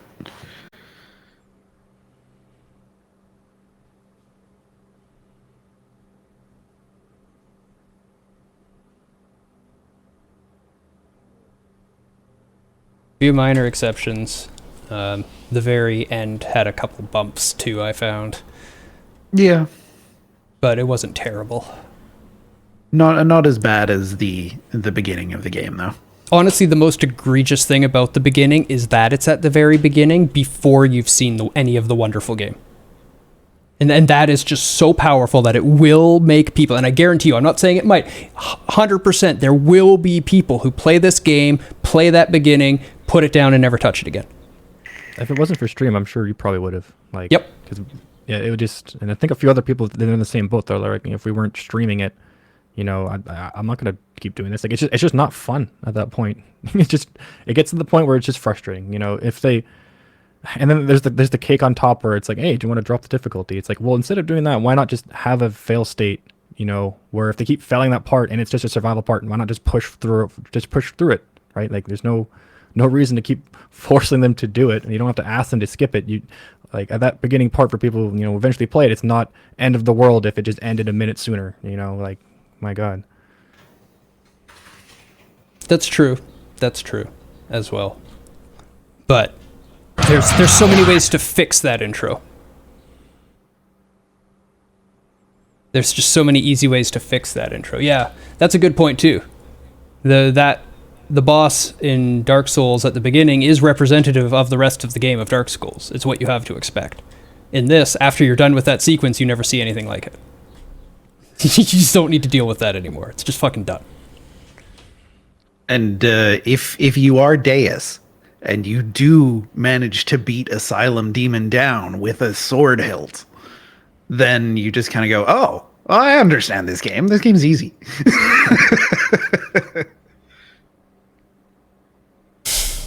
Bugs? I don't remember any. I mean, there's obviously bugs. Every game has bugs. There was the time where the person would like face through the wall and smack you, and that caused you to die one time. I don't think the game. Oh, I remember that. I remember that. Yeah, I didn't have any crashes, but that did suck. But I think some certain boss animations or states forgot to trigger properly. But it's all, like, overall still just minor stuff. I don't know if there was too much that really, like I said, there was no crashes or anything like that, or anything that, I don't know if you had to reload due to a software lock or anything too often. no, there was no soft locks. We actually forgot about a bug that I hit in Hollow Knight. Because we said no bugs, and I just remembered there was one now. The game's full of bugs. What are you talking about? Yeah. Game is literally all bugs. There was one boss that just stopped bossing. Let me just gave beat up. it to death. It was just like, I tried. You're too good. Screw it. I'm done. Fuck all this noise. I'm tired. Yeah, the AI state eventually just got to it, well, I can't win. You personally never encountered any bugs. Are we at a good on bugs then? It didn't seem like there was anything that was progression breaking. Just some kind of annoying, like, that probably shouldn't happen bugs. Yeah, and they didn't seem to be consistent either. It was kind of like one-offs. Yeah. If there's stuff like that and they consistently, happened a few times, then it's like, oh, okay. But if it's like a one-off, then it's like, well, if it's hard for, a casual player to reproduce it, it's going to be hard for QA to reproduce it. And they're probably still going to be patching that out, in the next coming weeks anyways. Okay, so Rage, while watching the game, said he noticed the random crit headshots. I, while playing the game, did not feel or notice them. People that have played the game multiple times now, does this have the crit headshots from other RE games? So There's a lot that's progression breaking, but you have to Google them. There's like speedrunning bugs. Yeah, that's fine. Speedrunning bugs are like bugs that are intentionally being triggered. You have to actually try to do them. I had Lady D hit me through the save room wall once. Oh no. I think you might have broken the fish boss's AI. I think I did break him once, but then he fixed. I broke him like briefly, and then he started moving again. Or did I break him the time I killed him? No, you died that attempt. Okay. You killed him, I think, 2 attempts after, 1 or 2. Okay, that's good. So he wasn't broken when I beat him. There's some minor things, but I'd say overall, it's pretty good. So I think I was actually incorrect. Okay. I think I may have looked away when I was counting the headshots. Because in that instance, I was positive you had only shot the front 2 guys a couple of times, and then the other 2 guys pushed past them. But then I think the front 2 guys pushed past the guys who pushed past, and then you shot them again, and their heads popped. That's entirely possible. Entirely possible. So I think the RNG is actually great. Because they fixed that. Yeah. Yeah, the only RNG is loot tables for enemies. And they're table-based RNG, which is exactly how you're supposed to implement it, and I got everything I really needed to keep going through the game. I maybe wanted more herbs, but, you know, to me, I always want more herb. Should not surprise anybody.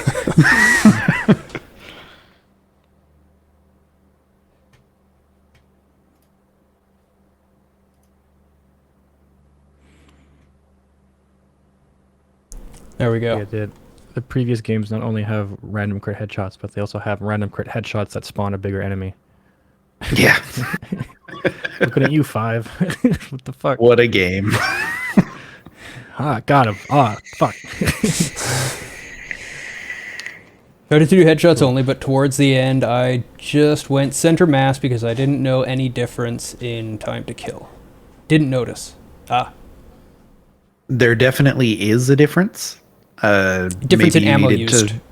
Maybe you needed to upgrade your power more. Some of the herbs are a pain in the ass to find too, because they literally stick them with other green shrubberies. Yes. Yes, which they I thought did. was pretty sneaky. It was kind of an Resident Evil moment for me. Yeah, I liked the one that was in the planter pot right behind the door as you leave the room. That one had me. Someone told me to look there. I was like, "Oh shit!" I liked the YouTube videos that do a free-range camera on newer Resident Evil games and see areas of the game that is not meant to be seen by the player. Yes, they do that with a lot of good games. My favorite one for that was all the out-of-bound areas in Bloodborne. Yeah. See, we told you there'd be more Souls references. Especially the door from the Great Bridge that you're not supposed to get through. So it's like 520 already. So the control was okay. It for the most part does what you want it to do. The shooting was fine. I think the only real thing about the shooting that I've seen Blocking was is pretty the well implemented. is zoom in versus like traditional like ADS aiming, and I'm actually not too sure if it really if it's better or worse either way. I don't know because I haven't been able to feel it myself, but I think it looked fine for what it is. I mean, I think ADS can be harder for a lot of people, and it's especially depending on the gun because you're now going to lose like half your screen. I think the zoom in is fine. Rubido says some keys must change some keybinds on PC, but that's for you. Not everybody is going to have to change. Some people will want to change, and that's why they have the rebinding. So I can't take anything away from them for that. And that's why we gave them a bad for not having controller rebinding. Yep. I think the gameplay's at an okay. Yeah, I'd say it balances out to an okay with 2 goods, a bad, and 3 okays. So it's okay gameplay and okay audio with good video and writing? Yeah. Seems mostly on point. Yeah. Though I did love it. As far as REs go, it's my new favorite RE. I'll say that. Yeah, it's like the gameplay is really held back by how inaccessible the game is. That was a real shame. ADS only seemed to make your gun's dot shrink faster. A lot of the weapons didn't really zoom in much, if at all. Yep, that is primarily what its effect was. It also slowed down your aiming speed for a little finer tune control. It was fine. It worked fine. It was fine shooting. It was fine. Below Zero. What people actually came for. Now, we don't have a ton of time for this one, unfortunately, because we talked about RE8 for so long, but that's fine. We'll pull it off. It's fine. Everything's fine. It's fine. It's fine. Fine. World building. I really liked it. Yeah? I thought it was a good expansion on what you already knew. There was enough consistency between the different areas of 4546B or whatever the hell the planet is, that you felt like you were definitely still on the same planet, but they added enough to it that I was always like, ooh. Yeah, I was always intrigued by the world. The game to me is just world building, for the most part. You are building in the world, and a lot of the stuff you're going through is to find more of the world to build through story and also just the mechanics of actually just building stuff in the world. You build in the world to find the world they built. I like that one. It's really good. Like, I really love what they've done with the series, the previous one and with this one as well. They do a real good job, and just everything you find, what's going on, and just the actual set itself, exploring through it is, it's so damn pretty, but also so damn intriguing. Yeah. As I always say, Subnautica does the best job of capturing the wow feeling of discovery of any game I've played. Yeah, the feeling of wonder is really well captured in Subnautica.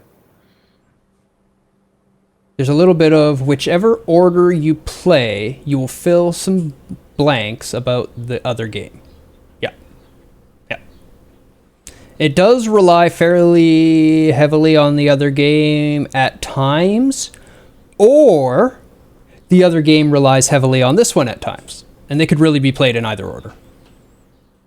And I think that shows that they've paid a lot of attention and care in how they structured things. Yeah. For the record, I think you should play this one first.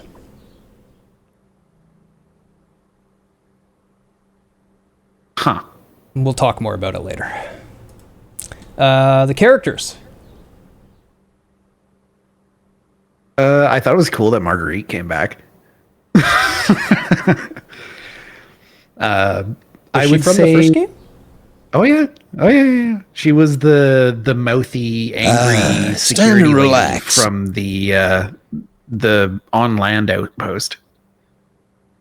Oh, interesting. Well, I like her even more now then.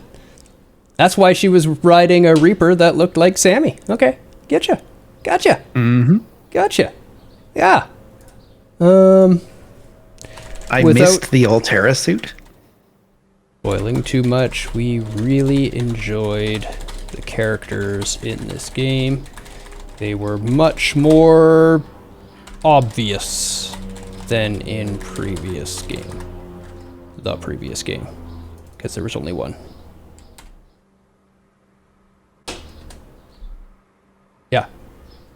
Yeah. I don't know how I feel about the main character being voiced in Below Zero. It was needed for the story that they had. Yeah. I don't think I like it though. It's a different game than the first one. And quite different. It was compared to Subnautica 1, there was a lot more character development. I want to say 50% voice and 50% writing. It was due to both more voice acting and more writing characters. Yeah. Some people don't like voiced Protag. Yep. For the same reasons that we were talking about with Ethan.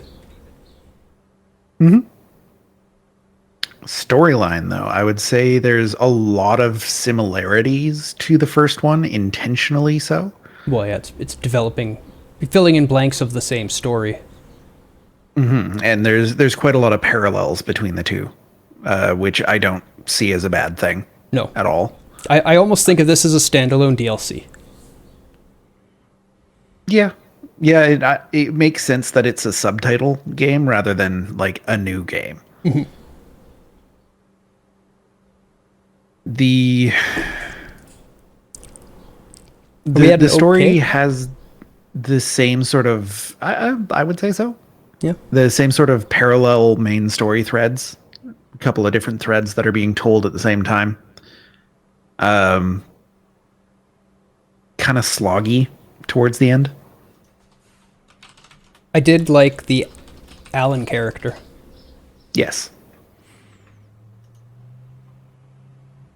Game is very much written as a standalone DLC to the first game. The story, as such, is mainly filling in the blanks left previously. I think if you had an unvoiced pro tag, you could be really salty about the story railroading you into certain decisions. Yeah, that's fair. In the first game, you have to do what you do to survive/escape. In this one, you might not choose to, do the things that happen in the story. Which is fair. They've taken away a lot of choice due to implemented actual writing. Which is fine. Like there's not anything wrong with that. It's just a very different style. And weirdly, as somebody who generally doesn't like sandbox games, I really liked the sandboxy nature of the first Subnautica. Yeah. I'm not the most massive sandbox fan, but that one is especially capturing. Performance, I don't know. Who has a crappy computer here that played Subnautica Below Zero? Who's tried to run this on a potato? Can Subnautica Below Zero run on a potato? You can check its required specs and PC Gaming Wiki and stuff like that. I literally found a Reddit thread called "Can I run Subnautica on my potato PC?" Very likely no, or yes in lower settings, but there is a massive optimization update coming up, so things can change. Oh, that's 3 years ago. This is Subnautica. Okay, never mind. I don't know how much optimization they did around their display pipeline, but it is a Unity game, so anything that can run most out-of-the-box Unity games will run Subnautica. Probably has the same problems as Risk of Rain if you're trying to do too much at the same time. So I would say the performance is probably fine.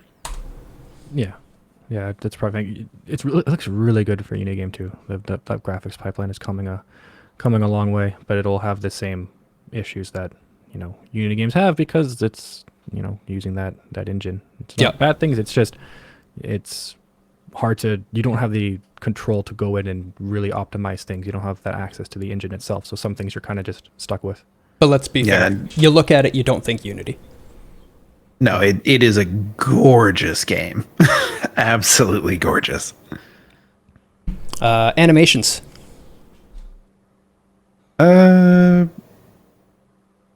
Same sort of janky stuff that you get in the first one, honestly. It added in ladder climbing and stuff like that, though.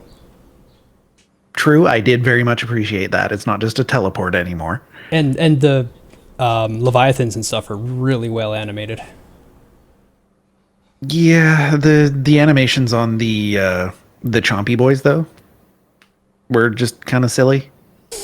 Just kind of chomping away at the ground and stuff. How did you survive evolution? Penguins were great underwater and stuff, though. They were great with swimming. There was that one glow whale. Adorable on land. Yeah. I liked the glow whales animations.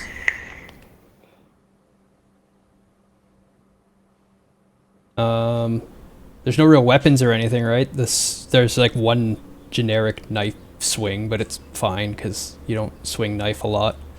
They had dying animations for the creatures now. Not just bleh. They explained why they didn't give dying animations to them before, which is fine, but they also listened to the criticism that they got for it and changed it. So, learning and improving and growing as they go. And yeah, the attention to detail with the air to water boundary was amazing. Like I loved the new storm effects on the water surface. Yes, big time. Hold on one sec.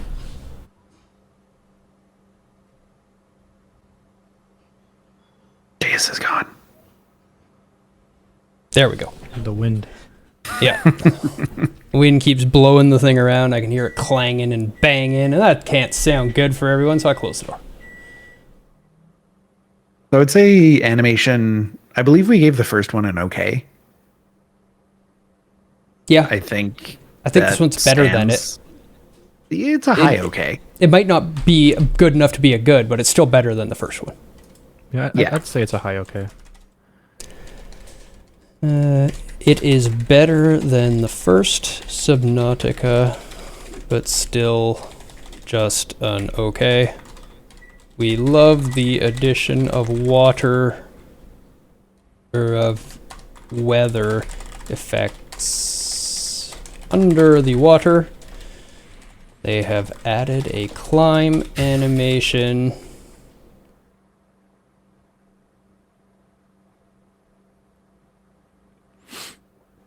And the bike was actually pretty good. Very fragile, but had neat animations on it. Yeah. Yeah, I'm fine with it being fragile. It's just a little bike. Goes pretty fast. Style.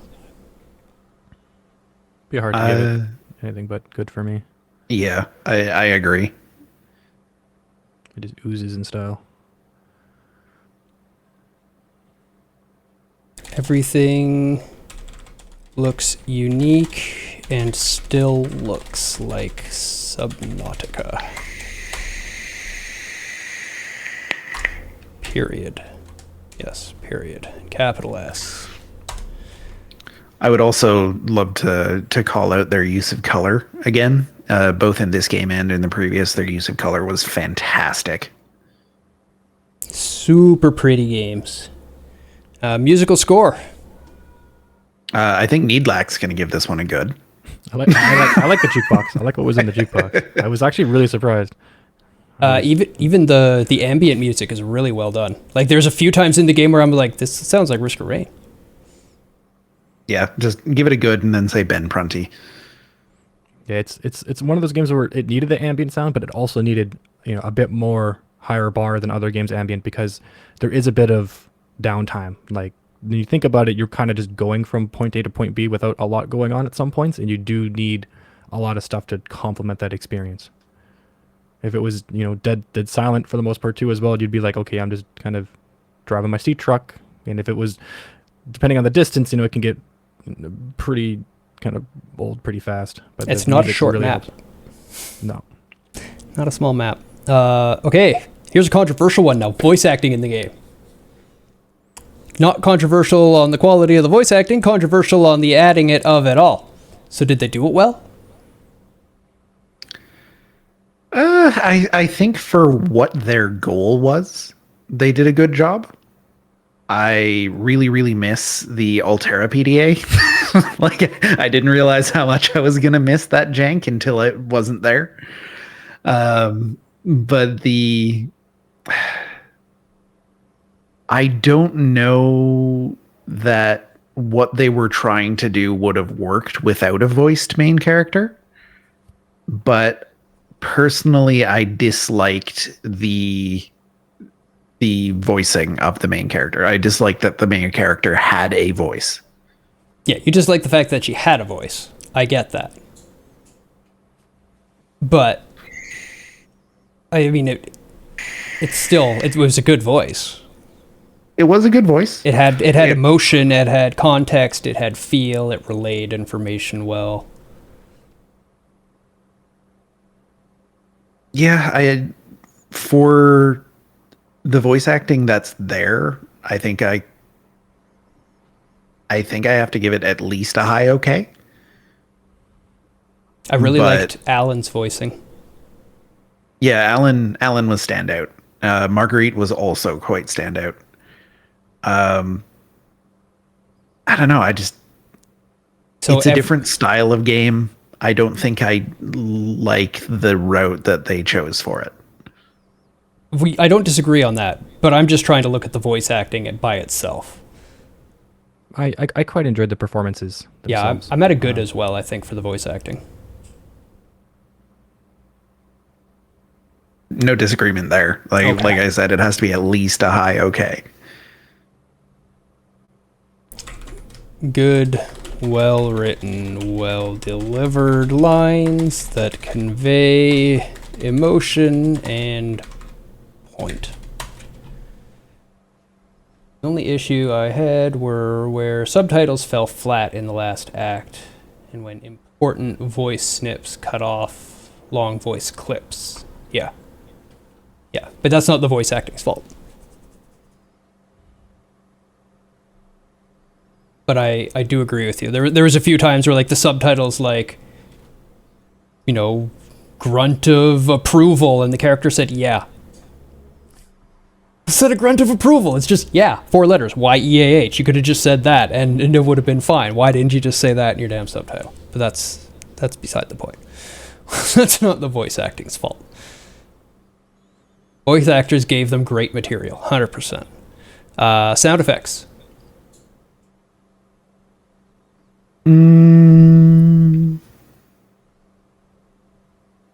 I missed the reef backs. Yeah. But it doesn't make sense for them to be here either. You know, I still missed them though. The glow whales sounded great. Most of the other fish didn't make a ton of noise. The chompy noises from the chompy guys were a little weird. Yeah. Bike sounded good. Nice whooshy noises. Yep. Truck was fine. Prawn suit sounded good. I like the sound of it landing on the floor. You're like, I'm in a power suit. Yeah. It was weird that those things were so loud. That's the big red and white crustacean swimmy leviathan dudes that block boundaries. I think the sounds happened, then they wrote their database entry and included their roar is worse than their bite. They decided to embrace the jank.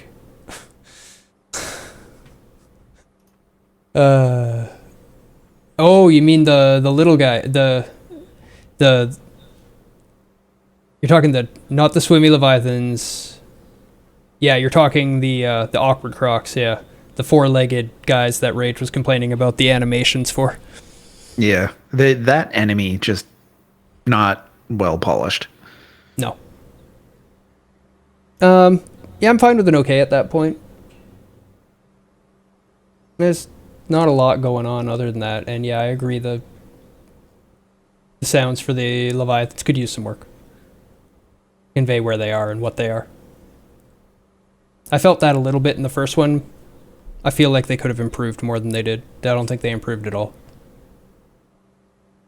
Maybe it's a Unity. Honestly, I would say the Leviathan sounds were better in the first one. Yeah. I could see that. Like, I felt like there was never a time where there was a Leviathan around and you didn't know in the first game. In the second game, I think it's much easier to be snuck up on by a Leviathan. In one, you could hear a Leviathan and know your threat. I wasn't as good at it there, but my ears suck and I'm not as good at picking up audio differences as some people. Yeah, I found it easy to be surprised in one as well, but I probably am not very good at picking up the differences with my ears. These new headphones might help. I don't think I had these headphones then. Yeah, I think you were still on your Logitech gaming headset at that point. Probably.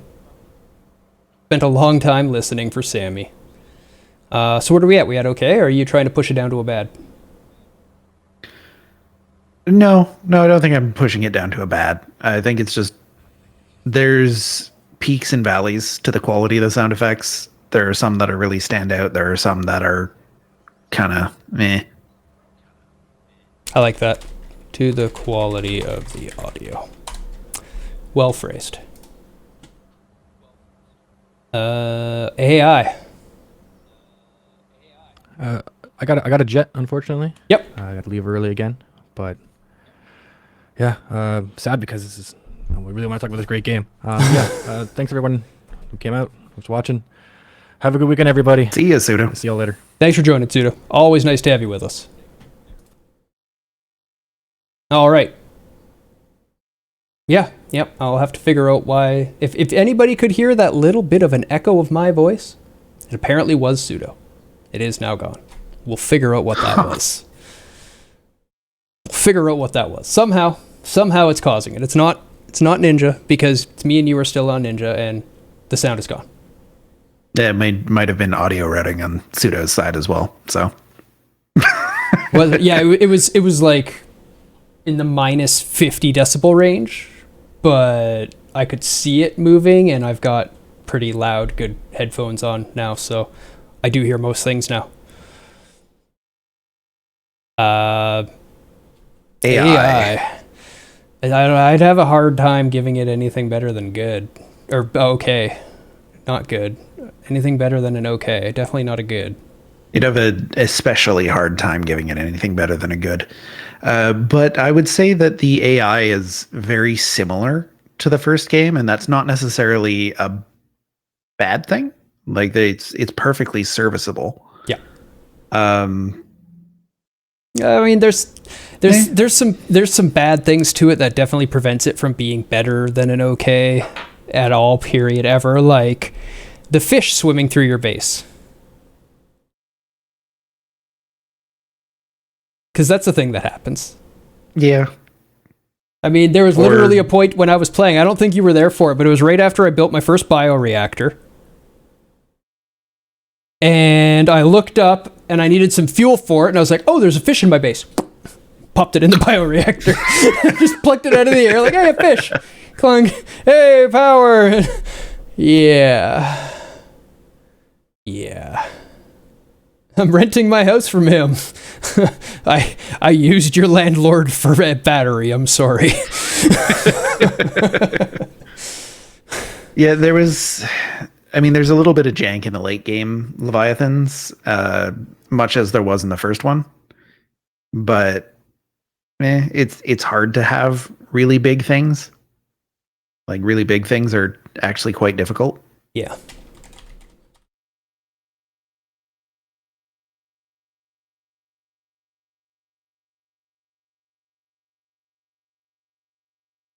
I think I spelled that wrong, but that's okay. We'll leave it there, and it'll just trigger all the people that love spelling. You sure did.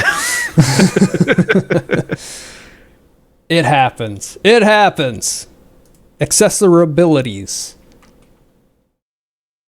It did have a characters per second speed slider for the subtitles, which is quite nice. Yeah. Did not have closed captions, no real surround sound, only virtual surround.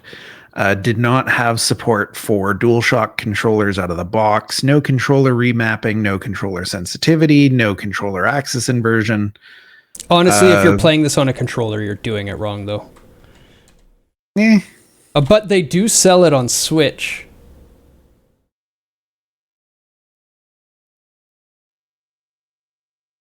And this one's on Steam on PC, but they are putting it onto...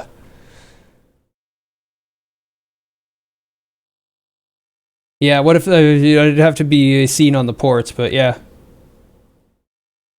Well, you can always use the Steam layer to invert control, but it's not a standard way to do it, and a lot of people don't even know that you can, so I would want the game to include it.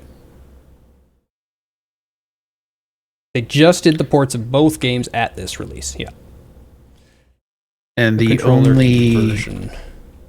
only natively supported language for audio is English, which is it's an indie group. They don't have money to hire all the languages. The bike was a barf factory? Oh yeah, the FOV changing on the bike. I did notice that as well.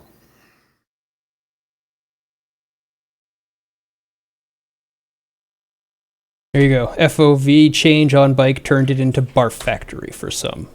I included the word for you.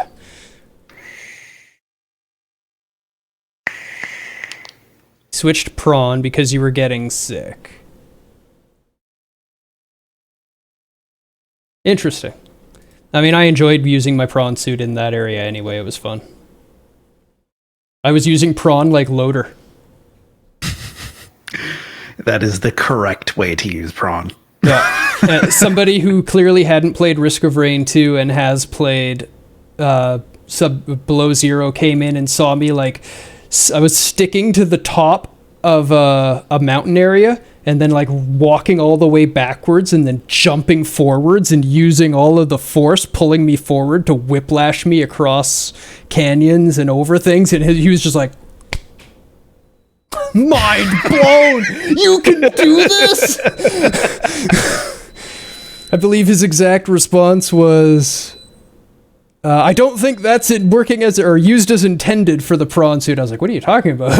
This is 100% how you're supposed to use the prawn. That's what a prawn was made for. We should so probably rate put a okay? ranking in for Okay. accessibility. Yeah, I would say okay. Definitely not good. Honestly, I think the mechanics in the game are good. I do. Oh, I was talking about the accessibility ranking. I know. I'm just saying mechanics, and I'm starting my thought out that way. That I just think they're good mechanics in this game. The maybe some of the resources I would like to be used better, but it's such a short, compressed game. By the time you get to those resources, you're just kind of done. So they do like one thing, get you to come back, fine, whatever. But for the most part, does a lot of accessibility basics, but had holes. Concur with Rage. Yeah. It's not perfect, but they did a pretty damn good job for an indie. They did a better job than Resident Evil 8. They did. The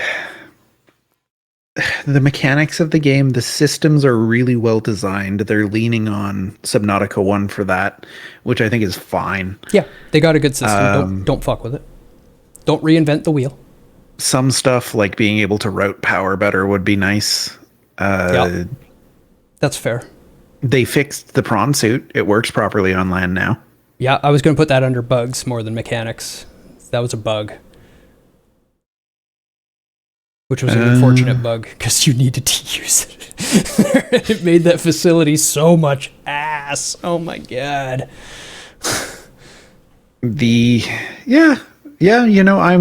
I wouldn't say that there's anything that makes it not good, because you're not supposed to be doing combat.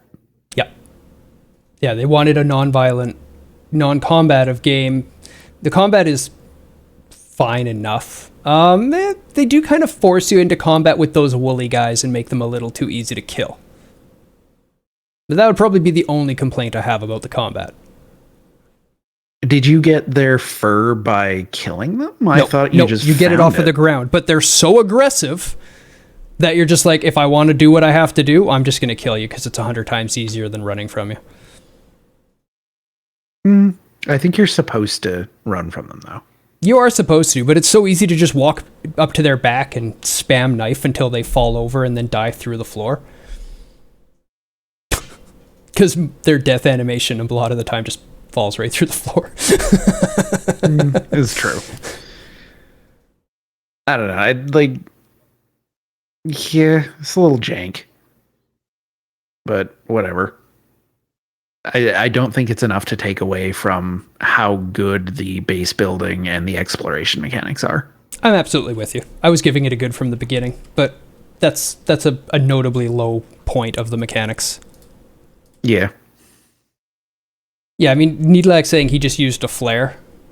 It never ran out. He just went around and did what he needed to do, but I didn't even need that. I just pulled out my knife. It was fine. I just killed them all. Just walked around behind them and killed them with it. If you want to make a non-violent game, you haven't done it. You went the wrong way here.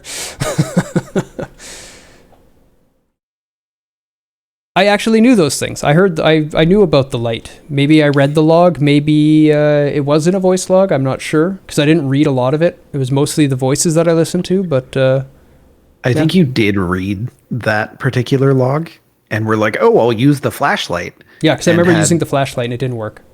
Yeah, had medium to no success with it. That's when I just pulled out my knife. I'm like, this works. Done. Fine, if I can't scare you away, I will make you dead. I mean, I thought after cutting it a few times, it would just run away like most animals should, but no, that's fine. Bugs. They fixed the state bug with getting in and out of the moon pool. No more running around my base with bubbles in my face all the time. Fishes are still swimming through bases, though. That's and still a thing. World drift is also still a thing. World drift is still a problem. Actually, it's even more of a problem because they were putting resources on these floating rocks in the world. The drift caused the resource to phase into the material, the earth, so much that I could only see the surface of it and not enough to interact with it to actually harvest it. So it was constantly pinging on my radar that there's that resource there when I'm trying to harvest it, but I can't interact with it. Yeah, that's problematic. So, okay. Needlac calls out that Leviathans no longer swim through the map. Yeah. Yeah, issues with lighting resets was a big issue too, to the point where I was actually asking people, are you seeing this flickering? Am I running out of power? Is this a bug? And I was confirmed that it's not running out of power. It is a bug. Oh, and we also didn't write down that the mechanics are really good. Mechanics are really good. Game plays very well and focuses tightly on its goal. You build and explore so that you can build and explore. Very nice game loop. With well-distributed resources. I like that they don't put most things in just one spot. Anything that is fairly essential for you to find is in multiple places in multiple biomes. As you find in real life. Turns out just because you go from a forest to a swamp doesn't mean you find completely different things. Some different. Many say. Bugs, yes. The game is improved over the previous one, however, it still has its own issues. Leviathans no longer leave the map area, but fish still swim through your base. World drift, I think, should be called out as well. Just because it can really mess with you. Has not been fixed and can interfere with the player's ability to gather some resources.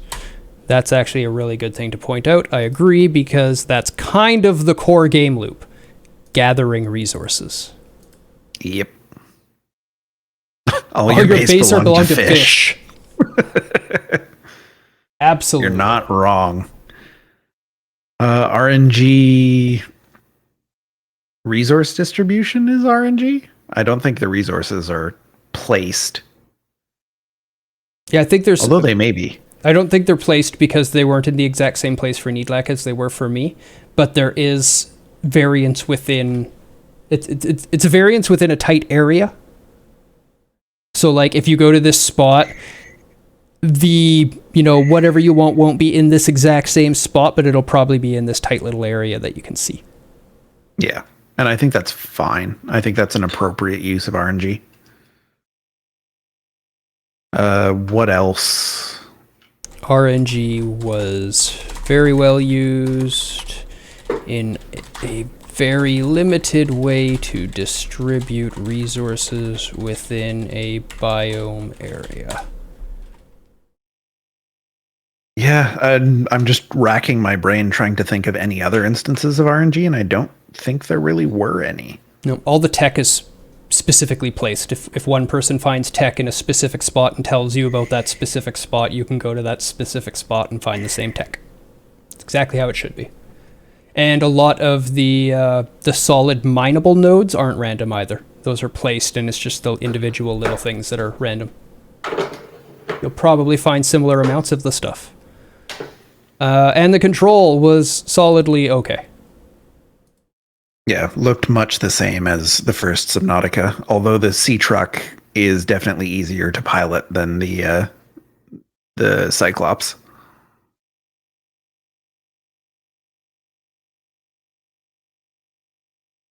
Accurate enough and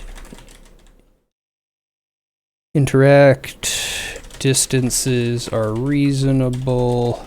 Some annoyance with trying to loot and interact with plants. They could be a bit of a pain sometimes, like walking up to swimming up to your planter bed and trying to hit the plant that's right dead center of your screen, and it says you're hitting the planter bed, so you move a little bit and you start hitting the plant beside the one you're looking at, and you're like, fuck, whatever.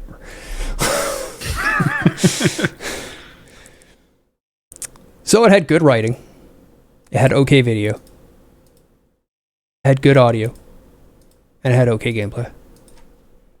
It's a couple solidly good okay games.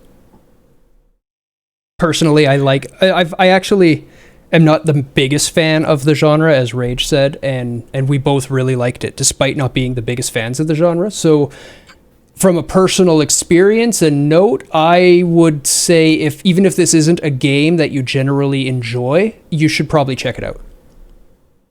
Yeah, they're like, objectively, they have problems, both of the Subnautica games, but they are very, very good games, and we like them a lot. Yeah, the areas that they're weak in are areas that the game could afford to be weak in, as we always talk about, knowing where to spend your money, knowing how to scope a project, and they scoped an indie project extremely well. They're both listed at $30.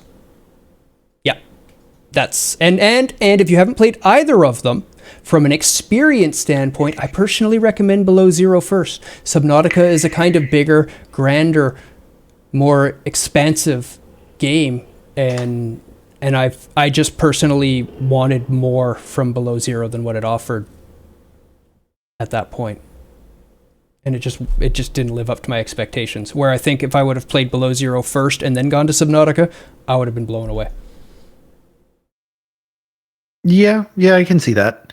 The change of how the story is handled may be a little jarring, going from Below Zero to standard Subnautica, but it was jarring both ways. So that's my thought as well. I mean, there's a story change no matter what. It's going to be different, and you're going to get both of them no matter the order. So there's a bit of shock there, but yeah, the first one is just bigger. The second one is much tighter and more focused. And I think if you're not really familiar with this genre, is actually going to be better to get into the genre because it helps guide you along better. There's less loss, there's less wonder, there's more direction. And then the next one is going to open up more and allow you to just kind of experience more of what that genre was really about originally. Plus the whole end section of the first Subnautica is just fantastic. Once you unlock the Cyclops, the game just kind of goes crazy. That's what I just kept waiting for. And then I realized, nope, Sea Truck is it. And I was like, oh. It just didn't feel like enough. If you're playing them in that order, you can get some harmless mods for the first one that re-implement most of the features from BZ. Cool. There you go. If you're liking. Or if you're like me, you can just play it modless the first time and see what the game's like. Harmless, non-balance changing. Yeah, I understand. I need to see that vanilla. I need to see that vanilla, because we're going to talk about the game, and I can't talk about the modded game. I got to talk about the game. The game. As it is when you buy it. So that's Which what is we the whole do. thing with the Elder Scrolls series. Like, the vanilla game is not what people enjoy. No. But You bought a that's a whole other $60 discussion. mod engine. That's all you did. You bought a $60 mod engine. Well, now a $90 mod engine. You bought a $90 mod engine and you let the community make a good game for you, is what you did. Damn. Okay, I hear like beeping, which means like, yep, I can smell it. Food is happening. There's food happening over there, and that is something that needs to be done. I will probably be back tonight. I will probably start with some Star Wars, and then Rage and Sudo will come in and be like, no, let's shoot things. Yeah, that's going to happen. Okay, so that's probably what tonight will be. We'll start with some zwomp, and then we'll go into shooting things. By the way, that is the onomatopoeia for a lightsaber. We created that in grade 10, and I got bonus marks for it. Buzz womp. Buzzwomp. Yep, that's pretty accurate. Yep. All right. So until a little later when I get to see you again for some games, I'm Deus. And I'm Rage. And may all your shots be headshots.